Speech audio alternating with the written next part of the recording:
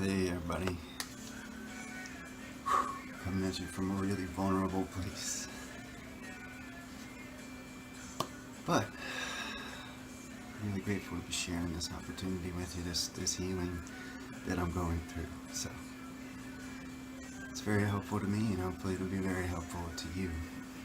So, been called to answer some questions here recently, several times, and I feel like this question has come up a lot in society in general and at large, and that's because society is a reflection of what's going on within us, and what's going on within us is there's a lot of stuff going on, and we need to get it all figured out.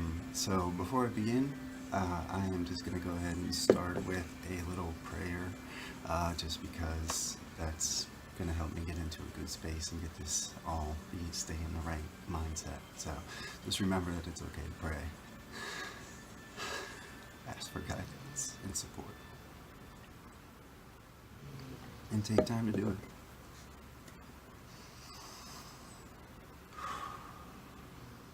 Great Spirit of creation, thank you for being present in my life.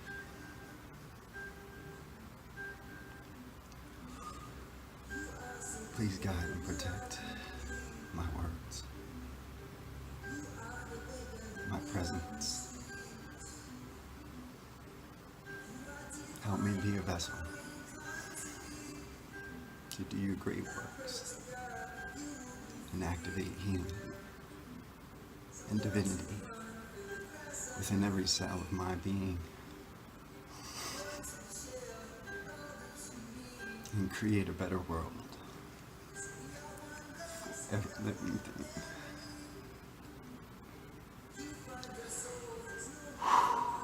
And remember the power of your prayers, and remember the power of your tears. What we're going to talk about today, it's tough, and it's going to be tough for me because I'm going through it directly.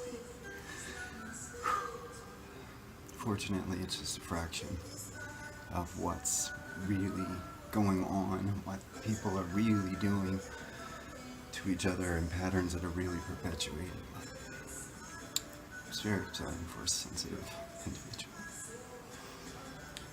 So thank you for being patient with me, and thank you, Great Spirit, for guiding me, and thank you to my friends for their music and their supportive vibrations, helping me to heal and hold sacred space. And remember that we are all from one source and one energy. And although we are all different, and there are different paths and times and energies and connections, places and ways to be,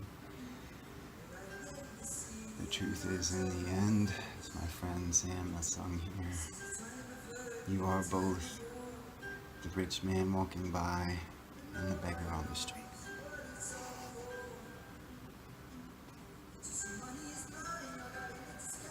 So we're going to talk about answering the question, what is toxic masculinity, and what is healthy or divine masculinity? What are the differences? How do we recognize? And eventually we'll get into how we heal and change that. But today, just through this video, will I be able to identify these things, and as we progress along the path here, we will have tools and support and methods and modalities to get this all taken care of. So you can pay attention to all of the songs that are going on in the background, see if you can pick up the artists. This is Sam Garrett. I'll try to call them out as they come along, and it'll help you get connected to the community of supportive individuals, the tribe, who are here to help you build a better world and live your best life. It'll probably be one of the key differences between toxic masculinity and divine masculinity is someone wanting to genuinely help you build your best life, and someone wanting to sell you that as an idea and not really care about how that actually happens, and just get their energy from you and then leave you on your own without any tools or mechanisms to build a better life. Face all of the difficulties and struggling and patterns of hurt that have been passed down to you cellularly, ancestrally, through generations, through what happened to you when you were younger. Face all of that on your own. And that is really very sink or swim, trial by fire, and there are a few select rare individuals who make it through that, and those would seem supportive souls and individuals who are helping to build and sustain this community and this network and this tribe. So, I'm very humbled. I'm very honored to have been connected and found healing through this tribe. So, very good people, very good music. Xavier Rudd started it all for me, got me connected, and from there found Nako and Medicine for the People and Rising Appalachia and Trevor Hall and Christina Holmes and all the goody goods. Lots of my new friends coming up now: Madison Pruitt, Connor Brendan, Penn Johnson. I just gotta give a listen to them all. So what's the difference between toxic masculinity or toxic energy? Because, whether you are male or female, we all have masculine or feminine energy in us. So however you want to take this view, toxicity versus healthy and divine energy. In my perspective, it's just going to be from the masculine perspective. That's because that's what I know. That's my authentic truth to share with you. So hopefully it is helpful to you in some way. So, toxic. There are some core values here, I guess you could kind of say. They're called the 7 virtues and 7 deadly sins, or they've been called a lot of different things through a lot of different times, but coincidentally there's 7 of them, just like you have 7 energy centers in your body, going all the way up the spectrum: red, orange, yellow, green, blue, indigo, violet, right? So Roy G. Biv, you've got the whole light spectrum coming up through you. That's real, that's science. Those are your chakras, that's everything that comes up, and each one of these actually does have to do with a different level, right? So I guess I'll start at the bottom. Hopefully I got these in order. If not, we will figure that out, stack it up the proper way later in a more refined video. So the difference would be, on the toxic side, we have greed, we have pride, we have envy, we have lust, we have wrath or anger, we have sloth or laziness, and we have gluttony, overindulgence. Opposing those, on the healthy side, we have charity, we have humility, we have kindness, we have chastity, or in sacred connections only, we have patience, or equanimous nature, equanimity or calmness. We have diligence in place of laziness, and we have prudence, wholesome or spiritual desire or discernment in place of overindulgent and wanting everything. So yes, those are very key differences, and I want to keep it all to myself. I want to share it. So getting into the source or the root of it all, I think coming up right here in between 9 and 10 minutes is a perfect time to say, yes, the difference between toxicity and healthiness is a connection to source, and recognizing that connection to source and honoring that connection to source, recognizing that you are sacred and I am sacred and we are all sacred, and that we are from that sacred source, and we're here with the sacred purpose to build a better world. There's a lot of tough stuff going on, but we can do it together. Don't have to do it alone. You know that you've been told that, and you've been sold that, and that's part of the toxic masculinity. It's just not real. It's not how it really works. So, disconnected from source, we are toxic and lost, and we go through a series of patterns that I'll explain in detail. And healthy and divine, we are connected to source, and I'll go through another set of patterns that I can explain in detail. So, speaking of influences, Rising Appalachia, incredibly grateful for these souls and all the healing that they've influenced.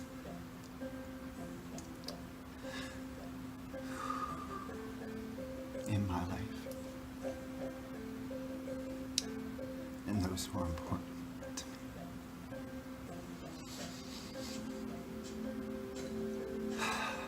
Feels good to say thank you. Don't forget to do it. I like to start off with it and end with it, so hopefully that's how this video begins and ends. Prayers of thanks. Alright, so toxicity. We are invulnerable. We're not allowed to express our emotions. I wouldn't be able to make this video right now. So I'm crying. And my voice is shaking.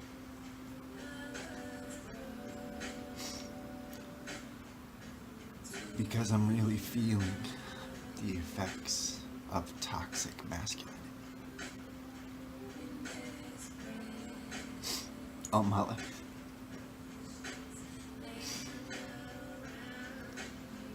And the lives of those I love.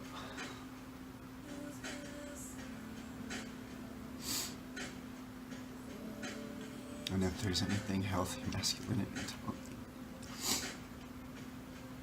it's when to recognize enough is enough. And when to stand up. And when to come together and ask for help. And when to be honest and vulnerable. And when to call for your child. And when to go inside and look and find what is and isn't right. And stick to it. So that invulnerability, that apathy creates a inability to gain traction. We can't process our emotions. We're not allowed to express our emotions, and so what happens is they build up, and then we get into these ruts and these places of non-progression where we can't get anywhere, and eventually what happens is it's all bottled up and it explodes in a toxic wave of wrath or anger. And there are better expressions for getting that out.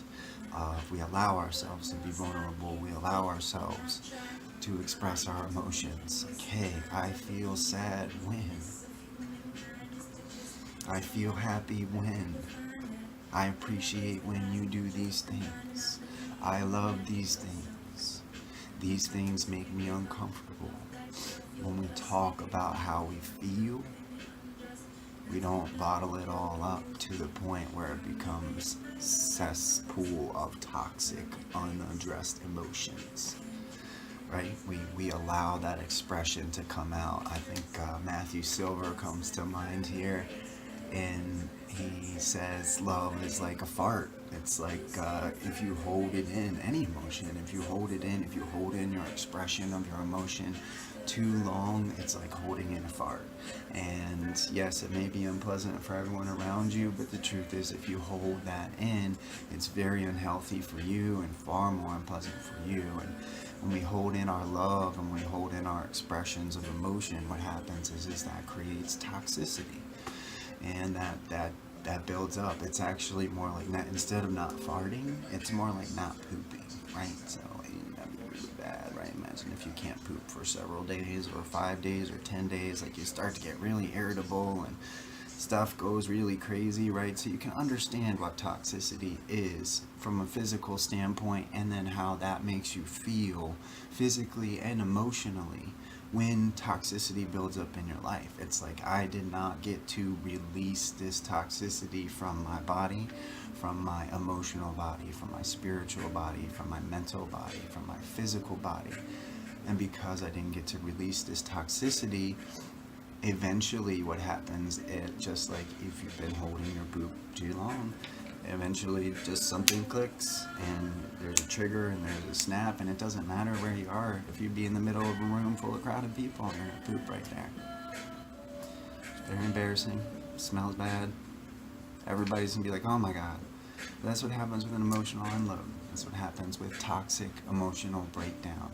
It can happen anywhere. It can happen in our relationships, in our personal life. It can happen in our professional life. It can happen anywhere, family, friends, lovers, tribe, whatever. Emotional breakdowns happen when we have toxic energy build up to the point that we can't release it. So, grateful for people that create energies and influences in music, like this remix from Castanea. David Brown, one of the members of Rising Appalachia, very good example. That's been very influential in my life on choosing healthy divine patterns over toxic energies. So this vulnerability thing, it's a big key. How does it play into everything? It plays into everything on the toxic side. Vulnerability is not allowed to happen, and emotional expressions are not allowed to happen, because what happens with toxic masculine response is toxic response to emotions. Emotional expression is you use that vulnerability to exploit other people. Hey, I need this. Hey, I need that. Hey, I'm lonely. Okay, well, you're lonely. Call my 1-900 number and I'll charge you however much dollars an hour, and I'll give you all the companionship that you need. That's an exploitative response to a vulnerability of the human emotion of loneliness, right? It's not good. Can't build a business on that and have that be healthy for our world, for each other, for our community. It doesn't work. Oh, hey, I'm in a really vulnerable place. I need a loan. I don't have enough to get by. I've got 3 kids. Really struggling. Can't pay my mortgage. Lost my job. I really need to get by. I see you have more than enough over there, Mr. Banker. You have millions and billions, and you're making more money than you know what to do with off of your returns on interest and investments. Can I get a loan? Okay, yeah, I don't know if I can afford that 25 or 35% interest on that loan, but I have no other choice, so I'll take it. And the toxic business, the toxic masculinity, the toxic energy allows that to happen. And then when that person, that family defaults on the loan, instead of being compassionate and saying, don't worry about it, I already have more than enough, they evict a family of 4 or 5 and their animals and their people, and they have nowhere to go. They have to go seek shelter in a public place in dangerous circumstances, and that's toxic.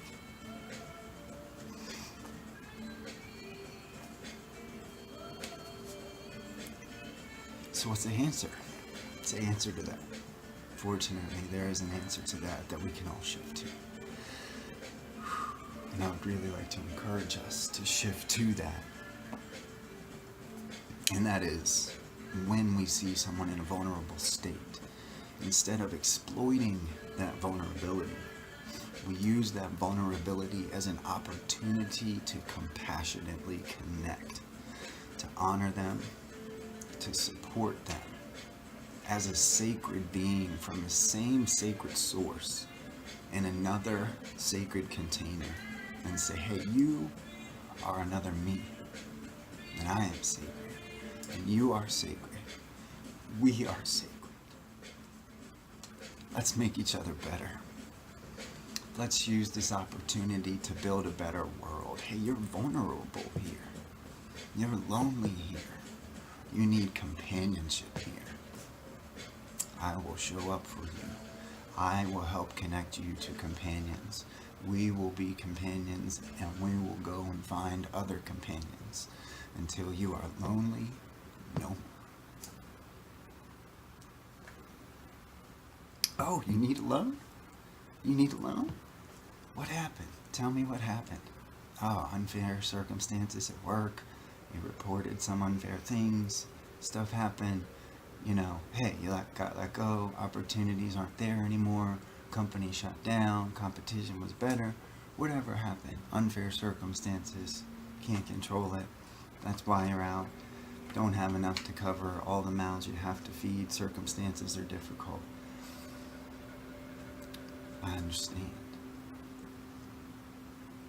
Putting myself in that position, in the cash, me being another you being another me, I'm not going to give you this loan. I'm going to give you what you need, and you're not going to owe me anything. What you're going to do is you're going to live a better life, and you can thank me by living that better life, and by paying it forward, and by being the best that you can be. Because I know by you being the best that you can be and living the best life that you can be and creating a healthy environment for those mouths that you have to feed and those 3 children that you have, ensuring they have everything they need to be healthy and sustained, educated and empowered, they will reach the path of enlightenment.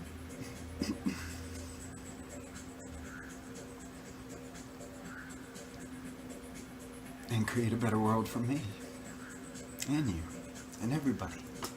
So this is the best thing that I can do with these resources, this money, this stuff that I have more than I know what to do with. This is the best charitable cause. This is the best donation. You're going to use your vulnerability and my privilege and resources to build a better world, to genuinely increase your quality of life so you can increase the quality of life for everyone around you. And that's the plan. That's the healthy, divine, masculine energy. We don't have time for that stuff.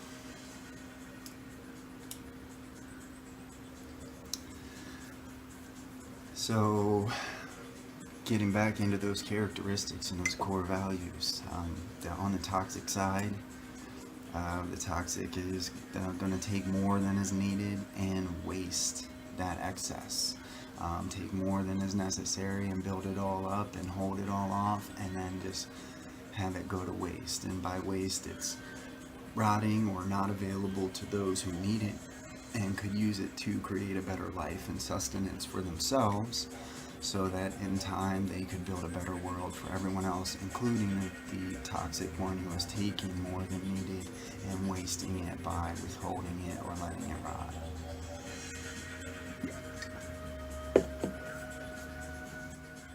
I think this is Para and Govinda. Moving Mountains is a good one. I love didgeridoo energy. I think you guys, if you've ever followed me before or seen me before, you know I love to play the didge. You'll catch that in another video here today, talking about toxic and healthy, divine, masculine energy. Didgeridoo is absolutely part of my spiritual connection and energy, so that is something I am honored to carry and will be playing for you. Sacred spirit of Yidaki, the Aboriginal people, and the Dreamtime lore. That's a story for another time. That's another place we can look for examples of healthy, divine, masculine energy. Are the stories of our indigenous peoples, are the story keepers and the sacred fire keepers of the Native Americans and Native North America, Native South America, the Native Europeans, the Native Asians, everybody all over, our Native Australians, our Aboriginal brothers and sisters, our Native Africans, everybody, whether you be white or black, whether you be blue or brown or whatever color you may be, look to the stories of the elders and the ancestors, and you can very clearly discern the examples of toxic energy, what needs to be changed, and healthy divine energy, what needs to be continued and what needs to be honored and created. So obviously, on the opposite of taking more than needed and wasting excessively, the healthy or divine masculine energy is going to take only what is needed, take only what is necessary from a mindful place, and give the rest away mindfully, not just mindlessly giving it all away, but mindfully taking only what is needed. And then when managing that energy, obviously when we create abundance and relationships and networks, generally what happens is they become self-sustaining, and there becomes all of this extra energy. And so the abundance also needs to be managed skillfully. So we need to mindfully take that excess and put it elsewhere. So that would be our businesses that are generating millions and billions of dollars of profit. We need to get all of that money into nonprofits. We need to get all of that money into the communities. We need to get all of the money that we don't need into those who do need it. We need to get all the resources and energy and connection that we have at our disposal, wasting and rotting and just building and building and building, continually replicating excessively. That's what cancer is. That we need to take that and put it where it's meant to belong. Okay, we can sustain it in a more infinite pattern by passing that energy back and forth in a healthy way, processing it from generation to generation in a healthy way. So that's what we want to do here, and with the healthy divine masculine energy. That's the example we want to set and follow here, and looking forward to that in my life. Toxic masculinity, toxic energy externalizes costs and efforts without fair assessments to those costs and efforts. A toxic masculinity puts nature outside of ourselves and says it's okay to deforest, it's okay to frack, it's okay to break the bioavailability, break the biodome, break this sensitive reciprocal nature, break the symbiosis of nature in order to profit for my quote-unquote self, or my faction, or my family, which is something that the toxic masculine gets into. I'm sorry, I stepped into this a couple of times. It didn't set this out. We break into factions. We break into these fictitious factions and focus only on the factions. Just me, just myself, just my family, just my tribe, just my community, just my sports team, just my town, just my state, just my nation, just my world, just my universe, just my, however, we can go up level after level after level, but it's breaking it down into factions, and those are real. That's definitely a real thing, but the toxic focuses on that as the reality. The healthy sees that while that's a factor of reality, they don't focus on that as the reality. They see those separate factions as fictitious distractions, right? And they focus on the unity, on the common ground, on the fact that, yes, okay, yeah, one universe, all these one things, one, me, my family, my tribe, my community, my this. Okay, well, cool, but so how are we connected? Here we are now connected through this video. Here we are connected through this energy. And how is this energy connected? Well, it's supported by the earth and the moon and the stars. And yes, that is all energy that we are carrying and sharing together. And yes, that is sacred energy. And yes, it is not separate, because in order for you and I to breathe, we need those trees that you deforested. So if you deforest those trees, you and I can no longer breathe. That is toxic energy. Externalizing that cost to the point where you choke yourself out. and you can't breathe because you're so attached to these separate fictitious distractions. And that's what divine healthy energy does, is it goes in and separates that and expands it out and says, hey, yeah, sure, we're all separate, but we're also all connected. We're also all connected to the same source, to the same energy, right? What you do to me, you do to yourself.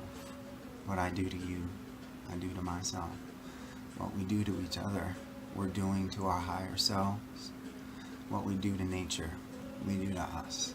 What we do to each other is what is the way that we set our tone for the universe. And there's a way to more compassionately relate through all of these separate factions and containers and everything in order to do it in an honorable and divine and healthy way.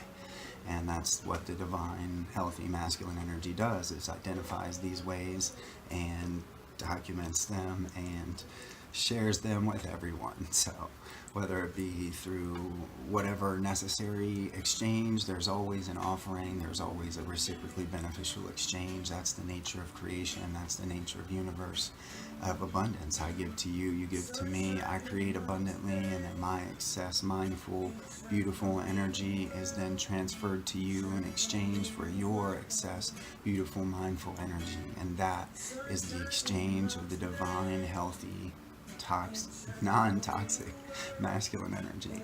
And the difference between toxicity and divinity and toxicity and healthiness is whether or not we have that connection. So getting back to the very beginning of the connection to source, be that with a divine feminine or a divine masculine partner, whatever our partnership may be,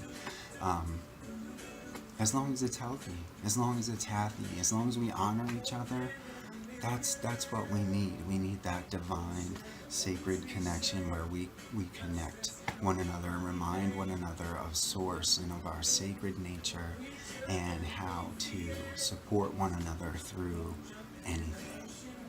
How to face the most difficult darkness we could possibly face and support one another through that. And not only support one another through that, but use it. Create a better world. From that darkness, create fruit. From that shit and that muck and that horrible blah, blah, blah. Learn from the flower, learn from the lotus, learn from nature, and watch how it takes the shit and the garbage and the illness and processes it out and uses sunlight and wind and water and air and turns it into beautiful medicine and beautiful offerings. That's you. That's your nature. You're a part of nature. Recognize and remember that. Honor it always.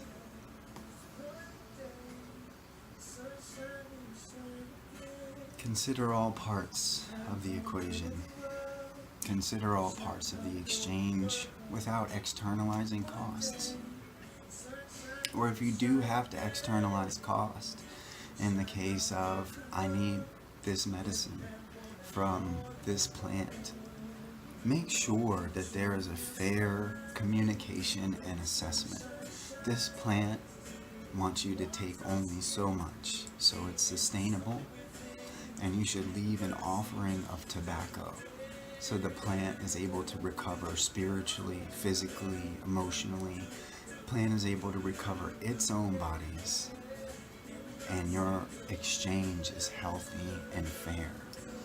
If you're going to need to cut down those trees, that's okay. If you're going to cut down 1,000, you need to plant 2,000 more. And be smart about what you're using for your sources of resource. Why cut down trees when you can use hemp? Hemp is readily available. It can be grown and regrown every 3 months, every 90 days. It doesn't require pesticides or fertilizers. It can regenerate fields. It can regrow fields that have been used for monoculture agriculture, and can re-sustain those fields by leaching out all of the toxins. And it's a wonderful industrial material. We can use that to make paper. We can use it to make plastics that are biodegradable. We can use the seeds and the oils to produce a 98% pure hemp. It's 98% water vapor emissions. There are so many things that we can do with hemp. We really need to consider putting our support behind shifting back to what used to be a natural part of our diet. You know, the human endocannabinoid system is a real thing, and getting that in balance is absolutely essential. So since we are part of this whole greater exchange where the truth is, in order to survive, life needs to eat life, right? At some point or another, masculine energy has to make truth with the peace that yes, in order to survive, I need to take another life. But I need to do it in a sacred way that honors that life. And if I'm going to do it from a plant, I'm going to do it in a way where that plant is sustainable and continues to grow for generations and lives in a healthy way and has the best healthy possible conditions. And if it's going to be with an animal, it's going to be the same thing. I'm going to do it so that they have the healthiest and best possible life. And the only reason that we have to consume or eat them is because there are too many of them and it's not sustainable. And what we do is we skillfully relate to that abundance and we thank them for that spirit, and again we bring them an offering, and we, as they pass, we do not waste any of their energy. We take all of their body, every single part is put to good use, and we do not waste any of it, so there's no toxicity left. All of that exchange goes into healthy other things. We're building everything, whether we're building a healthier person, whether we're making medicine, whether we're making textiles, furnitures, whether we're making like shelters, whether we're making tools, whatever it is that we need that's coming from that exchange. We're honoring the spirit from the beginning to the end, realizing you are another me. This plant is another version of me. This animal is another version of me. This mineral is another version of me. This other human is another version of me. This other spirit is another version of me. Everything all around me is another version of me. We're all reflecting each other in a divine way, right? So considering all parts of the equation from a higher, healthier perspective is the difference. That's healthy, and that's the way to move forward in divine ways, versus what we discussed with toxicity and externalizing and not fairly assessing that. Almost done here, guys. Thanks very much for your patience and presence. So at this point, some of you may need some coping mechanisms. I know I do. And that's toxicity. Toxic ways leave us with no healthy or unhealthy coping mechanisms. We are not allowed to express our emotions. We're not allowed to cry. We're not allowed to go out and do all these other things that are healthy, yoga and all of that. Well, that's girly. And okay, man, meditation. What are you, weird? Are you a priest now? Okay, I want to play music. What are you, hippie? That kind of stuff. And yeah, that's okay. All of those things are okay. And yeah, you can do all of those things because those are all healthy coping mechanisms. Yoga, meditating, playing music, working out. And that's the difference between healthy, divine energy is having those coping mechanisms and not having those coping mechanisms. So, so I think that was just Tyrone Wells just finishing off over there. So, yes, let's see. All right. The last thing we get into before the closing thought on this is the goals. The difference is one of the best ways to recognize. So we know the characteristics, we know the virtues, the core values of the toxicity versus healthy. We know the characteristics of healthy versus toxic in terms of actions and what we want and what we need and how we express and our connection to source, right? So goals. We can see what people's goals are and what our goals are, and determine if it's a toxic, healthy goal, right? Like, is it toxic? Is it healthy? Is it good? Is it bad? Like, what is this? Do I want this? Is it bad? Am I motivated here by greed, or am I motivated by charity? You know, am I motivated by pride, or am I motivated by humility? Am I motivated by envy, or am I motivated by kindness? Am I motivated by lust, or am I motivated by chastity and a desire for sacred connection? Am I motivated by wrath and anger, or am I motivated by peace and equanimity and calmness? Am I motivated by sloth and laziness, or am I motivated by diligence and doing the right thing? Am I motivated by gluttony and just wanting to consume and be it all?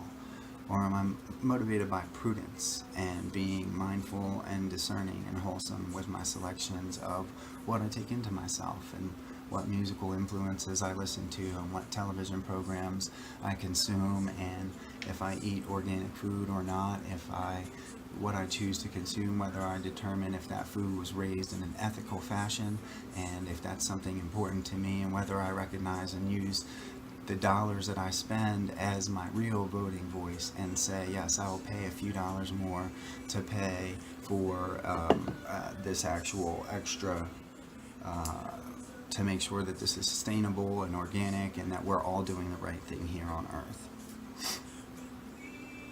So, toxic goals, they have profit for themselves, for their own faction. So again, getting back to their individual factions, they'll take those profit winning for their own self, their own team, their own faction, and they want to maximize those profits and returns, and minimize their effort and investments into those things, and just continue winning and taking and grabbing, on their side, and building it all up to the point where it's toxic and not enough is getting over to the other side.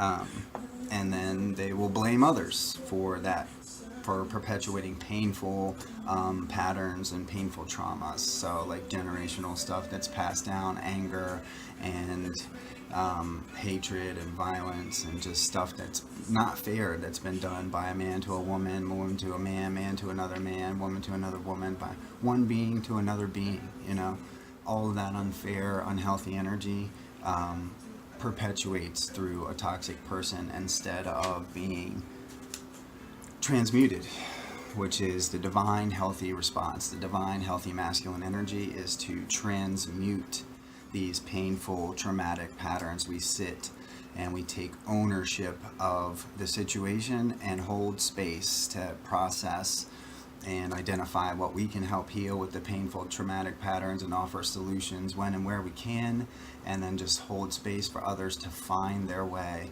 and to find and create their own solutions in order to move forward, and to transmute those painful traumatic patterns and to heal them. And the goals continue to be the optimization of profit and return, and the optimization of effort and investment, to be equitable and charitable for all, for ourselves, for each other, because we know this leads to the highest goal of the divine healthy masculine energy, which is the greatest good of all living things. It's simple. It's so easy. It's so liberating. But you have to feel it. You have to be it. You have to do it, and you have to authentically remain in that place, and constantly hold yourself accountable, and ask your tribe and your friends and your lovers and your partners and your family and everyone who is willing to honestly do this, and who you can trust to do this, to hold you accountable, to ensure that you stay on that goal for the greatest good of all, creating the greatest good and greatest circumstances for all living beings, yourself included. We all want to be able to be connected to Source. We all want to be able to share in the abundance skillfully. We all want to live our best life. And quite frankly, I don't want anything less. Please forgive me if that's unreasonable. But I just can't accept a world where we're not all living our best life and we're not all encouraging each other to build our best selves. Sure, we can go through darkness. Sure, we can have hard times. Sure, we're learning and go through some really tough stuff right now and letting go of these toxic patterns and these toxic energies. But thank you for being here and being present and doing the work that needs to be done to work through these energies. Thank you for going equanimously amid the noise and haste and remembering what peace there may be in silence. Thank you for, as far as possible without surrender, being on good terms with all persons, speaking our truth quietly and clearly, listening to the truth of others, even if it's dull and ignorant, for they too have their story, and holding space is sacred. We avoid loud and aggressive persons. We encourage them to be less vexations to the spirit. We avoid comparing ourselves with others, for we may become vain and bitter. We recognize and honor the truth that there will always be greater and lesser than ourselves.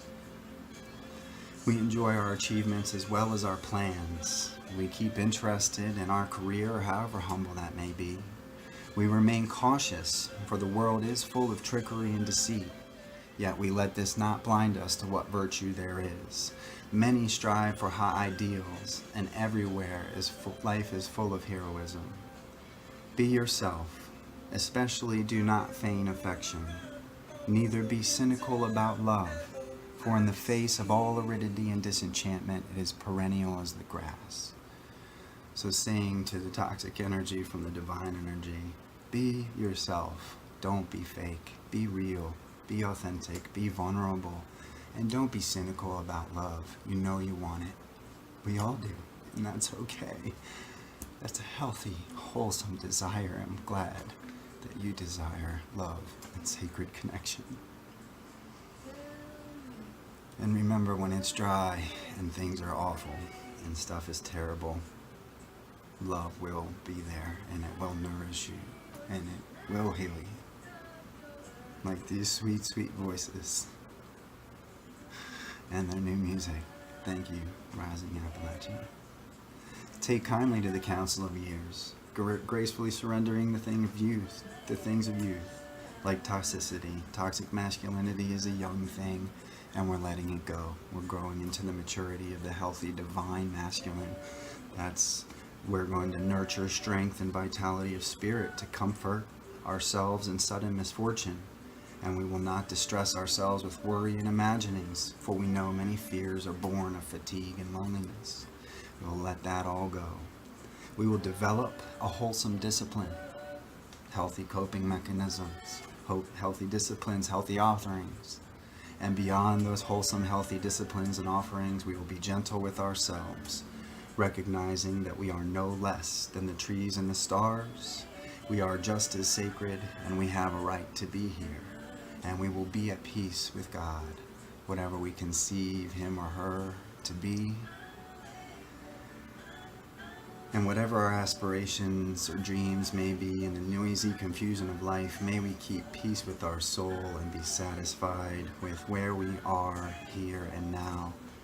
With all its sham, drudgery, and broken dreams, it is yet a beautiful world. Let us be mindful, take care of ourselves and one another. Thank you for being present with me through this healing conversation. I hope it helps all of us to recognize the differences between toxic and healthy patterns and energies from a masculine perspective or place. And I hope that can help us heal the current toxic imbalance of the world and balance out and invite the divine, healthy masculine energy to take place of all the toxicity that we are releasing and truly create a better world. And it is through your presence and listening to this and understanding and connecting and honoring this wisdom that these words will become a reality and this dream will awaken as a reality, and we will have brought honor to all of our ancestors, all of those around us, all the sacred life, all of the sacred sources, all the future generations yet to come, all the spirits, all the plants, animals, minerals, humans, everything, all the directions, all the great things, even the Creator, present in all things. So thank you.